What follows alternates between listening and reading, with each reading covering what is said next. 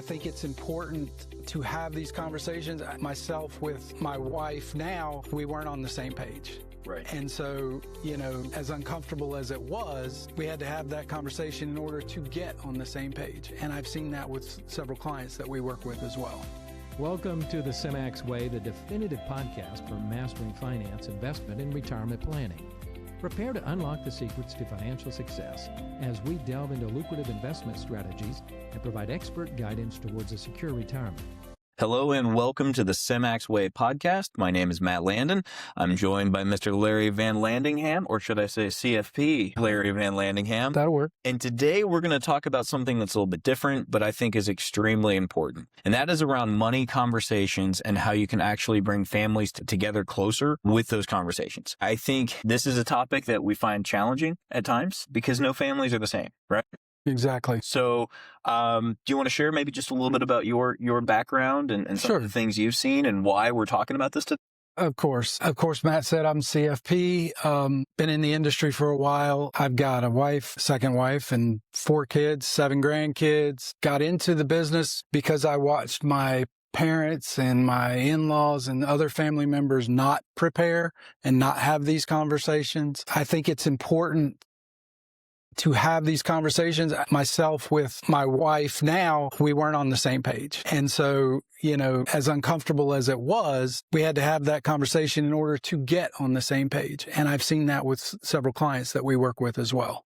And that's something that I think no two people feel the same way about finances. Right. You see this a lot with a couple, whether we're talking about market risk. One person says, hey, I want to be really aggressive. Somebody else goes, no, I don't. We want to be really conservative, and understanding why. Right. And understanding the thought process behind that. And then whether we're talking about market risk or whether we're talking about how much we want to leave in an estate or the importance of taxes and different things, it shifts quite a bit. Right.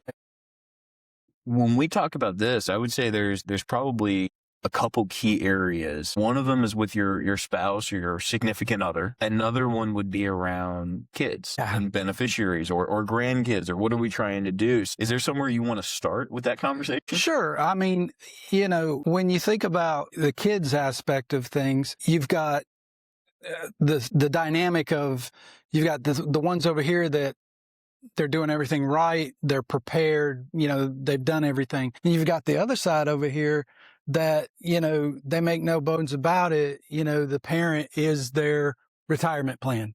I think you said it a little earlier. They're waiters. They're going to be waiters, and they're waiting for somebody to pass away so that they can have the lifestyle that they want. I think you have to have a conversation with your children in order to get them to understand that, it takes time to get there. For example, in my own life, kids come to the house or whatever, we get a new TV, whatever the case may be. They don't realize that I'm 58. They don't realize that it took me 40 years to get to this point. They want it all now, And so having a conversation of saying, well, this is what we went through to get to where we're at and how we got here. And you could do the same thing if you plan ahead. And so I think having those conversations is important. Well, and with that, I think these conversations, they're going to be different depending on age, depending on your situation and what you've talked about in the past. 100%. There are some families where finances are very open, it's very public, but there are a lot where we just don't talk about it. Correct. It's like, well, what did your parents make? I don't know. I knew we had enough, but beyond that, we did not discuss it. And so I think it's important when we're talking about kids or grandkids, are we talking about, hey, your mom and dad, we're sitting down, we wanted to share with you kind of expectations of what you're going to have because we don't want you to worry about us. Because I've heard this conversation go 2 different ways when you're talking to your kids. Sometimes the conversation is, I want to make sure you know we're okay.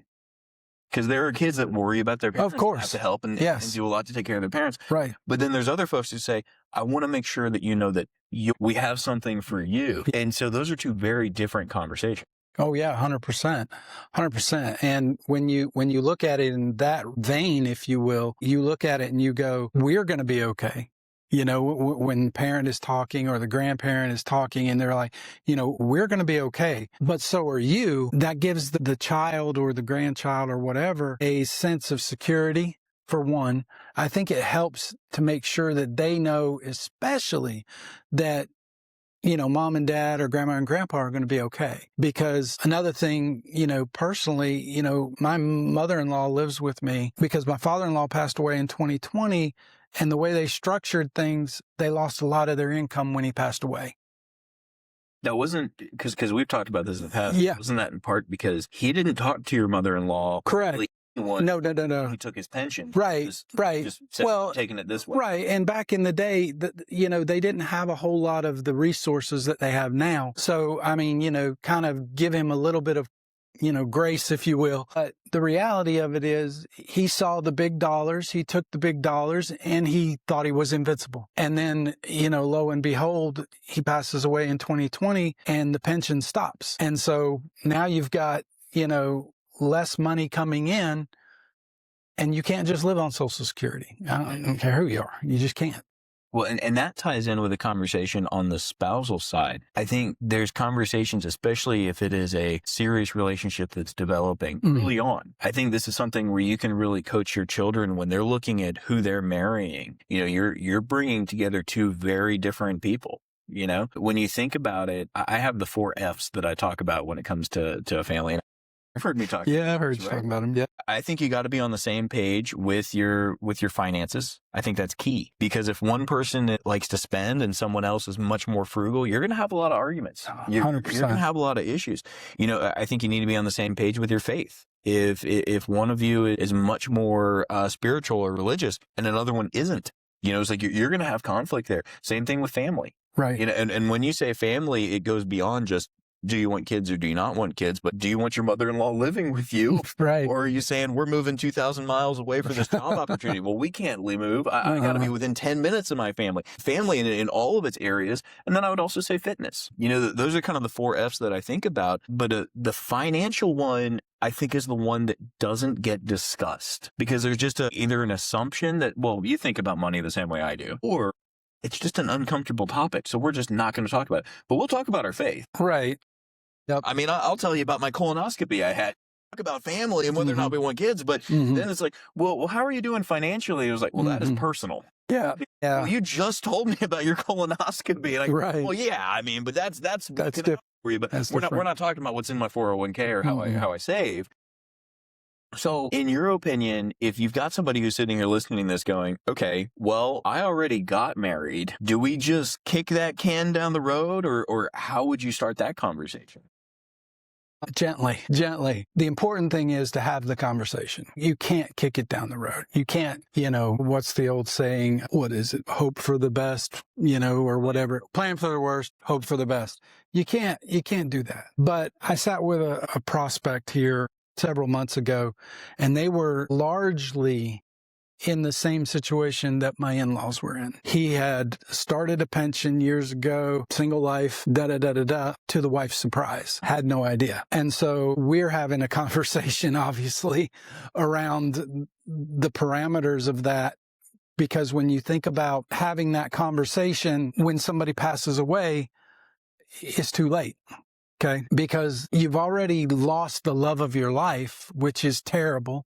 The person that you've been with for 40, 50 years, whatever the case may be. And then, the federal government kicks you in the teeth because all of a sudden they throw you into a higher tax bracket because now you're filing as a single. They take away one of the Social Securities because you don't get entitled to both of them anymore. And if you didn't structure either your pension or annuities or whatever in a way that they continue, now all of a sudden your loved one is left with a lot less money to live on. And what are they going to do?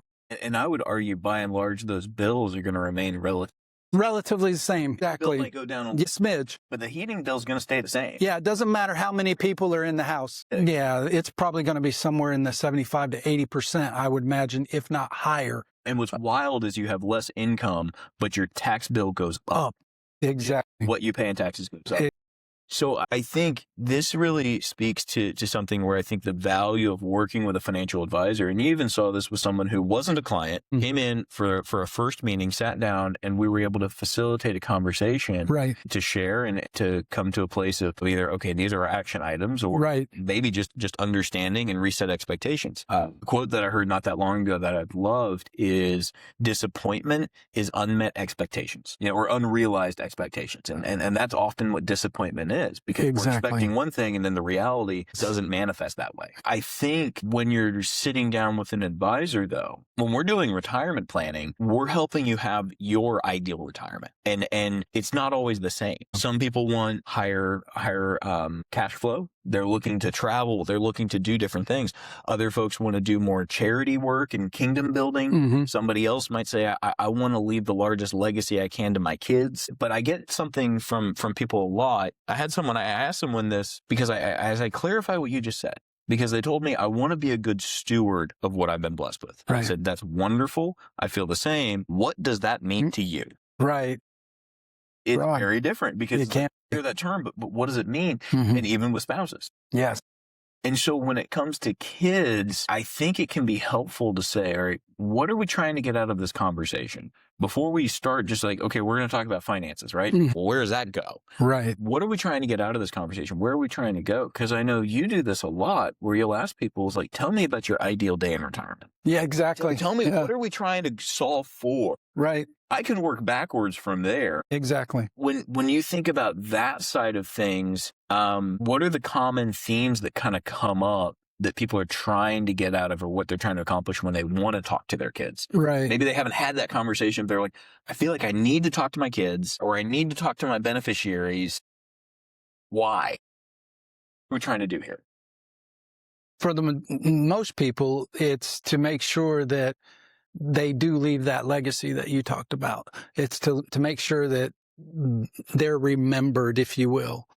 More and more, though, however, and you and I spoke about this a little bit earlier, I'm seeing a lot of clients that want to be able to experience giving now to that beneficiary, rather than them just getting a lump sum when they pass away, so that they can watch their grandkids use it for whatever, school, whatever, buy that first car, whatever. And so I think you have to determine, like you said, where do you want to go? Because once we figure out where you want to go, then an advisor can help you get there. But if we don't know where you want to go, we're kind of lost there. Because I've got clients, and I think you and I have said this in some of our seminars before. I got them on both sides. I got some that want to leave as much as they possibly can to every child, every charity, everything. And then I've got some other that want to write their last check to the undertaker and they hope it bounces, And so determining where you are on that spectrum allows us as the advisor to be able to help facilitate those conversations. And I think one of the things that is missing in most financial advisory firms and things like that is we are not connected to the beneficiaries as well as we should be. And that's the thing where it's important to encourage the client to bring them in so that we can help facilitate that. Even if it's just making sure that they know when their parent, grandparent, whoever passes away, they have somebody to help walk them through that transition. And I think with that, there's a piece of this that comes into play where when you're grieving the loss of a spouse or a parent, there's a lot of paperwork. Gosh. There's a lot of decisions. A lot. There's a lot of things that you get exposed to that you're like, wait a minute, I didn't even know this was something I had to deal with. Right. And now I'm having to deal with it. And being able to walk through and have someone who's able to kind of guide you through this process while also not being a completely new face, not being a complete stranger. Exactly. Now I've had some clients that have told me, they say, I see my daughter struggling. She's going through a divorce. She's doing her best. She has young kids. She's working full time. I'm helping out where I can. I'm looking at these millions of dollars going, man, 10 grand would really help them out now. Why do I want to wait and leave them all this money when I'm not here? Mm-hmm. John Maxwell said it at a seminar that I heard, where he said, do your giving while you're living, right, knowing where it's going. Exactly. And I do think that's something where it might be valuable to sit down and have a conversation with your kids or your grandkids and say, hey, we want to give you a gift. It can be a token sum. And that amount might be different for different people, but you give them a gift. And then I think there's value in sitting back and saying, what did you do with that? How did you steward that? Because it's like you think about this from a biblical perspective. You think about one steward was given 1 talent, another 2, another was given. What did they do with it? How was this utilized? What was accomplished? And then you can set up certain guardrails if you need to. So talk to me a little bit about this. Like if somebody might say, okay, mom, dad, they set up a trust. Right. Why might you set up a trust or not? Or why would you have a conversation around it? Well, I mean, a trust can do several things. Number one, obviously, commonly it can bypass probate, which is lovely. That's one thing, but I think the better use of a trust is more on the lines of being able to structure how somebody gets the assets that mom and dad are leaving or grandma and grandpa are leaving, because some people aren't going to do well with inheriting today, inheriting this huge lump sum of money, whether they have certain proclivities to certain behaviors or what have you, or whether they just look at it and go, man, I can go out and do whatever I want, and then it's gone. So they're better off getting these structured payments that are better off for them. And it's different for everybody. But I like the idea of the trust because you can set those parameters, whatever you want them to be. It's almost endless, as to how you can structure it to do something, especially if you have somebody that has special needs. You can set up something so that they're taken care of for life. Right.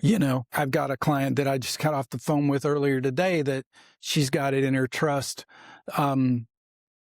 that, they don't get anything until they're 35, so that they get some maturity in their life before they get the assets. So, it makes sense. Like I said, you can set it up any way you want to, but I do like the trust as a vehicle to do something like that, because just inheriting as a beneficiary a lump sum tomorrow, some people can't handle it. And I think it can also be helpful when you're thinking about, let's say you have a second marriage, you have kids from a previous marriage, your spouse may have kids from a previous marriage or not, or they just wanted to go somewhere else. Right. But you may have commingled certain assets. And one of the big ones that I find gets commingled the most is a house. Well, if we have a home, we have a house, we have our home together, and one spouse passes away, well, then you want to make sure that the 60% that I put down, I want that to go to my kids. Right. The 40% that you put down, you want that to go to your kids. And right. we navigate that. And I think a trust can be a beautiful way to allow the surviving spouse to have living rights to the home, to have access to things. Exactly. But not ultimately, they can get split up the way you want it. The proceeds can go in the way you want. Yeah. I think the key thing here and the takeaway, if I was just going to give you one takeaway from this conversation, it would just be this. And you're welcome to agree. Okay. I think financial conversations can be very challenging. They can be very difficult. They can be very heavy, but they don't have to be. And part of it comes in with being prepared. And sometimes it helps to have that outside voice stepping in. Sometimes it helps to have that conversation one-on-one. And you might say, all right, we're going to do this at Thanksgiving, or we're going to go fishing, or we're going to go golfing. We're going to have a conversation when we're on the golf course. Yeah. It can be a comfortable setting. It can be wherever you want. I think I think that's key. I think you just hit it right there. I think the environment is very important because it needs to be a relaxed environment so that people don't feel attacked. People don't feel kind of backed into a corner because off guard. Exactly. Yep. And speaking from my own, because obviously I have a second marriage, and our first conversations about money were challenging, let's just say. Throughout 27 years of marriage, we have come full circle to be able to be on the same page. But it took a while. But my takeaway for all of this would be, yes, they can be challenging, they can be difficult, but have that conversation. And I think on that note, and maybe this is more geared towards the kids, you can try and be as fair and equitable as possible. But the reality is it's never going to be perfectly even. It's never going to be perfectly fair. No. If you have two kids and one of them's making really high income and the other one's making a lower salary and you just leave that IRA 50-50, well, the person that's making the higher income, they get less of it because they're paying more in taxes. But then you look at it and go, well, wait a minute, but they might not need it as much as the other kids. Right. No matter which way you do it, if you split it up 50-50 at the end of the day, you go, well, that's not perfectly fair. That's not perfectly equitable. Right. One kid, like I said, might need the assets more than another one. More children than the other, that kind of thing. Yeah. One's given you 5 grandchildren, the other one hasn't given you any. You know? Right. It was like, wait a minute. Nope. So are we doing it based off of grandkids here? Yep.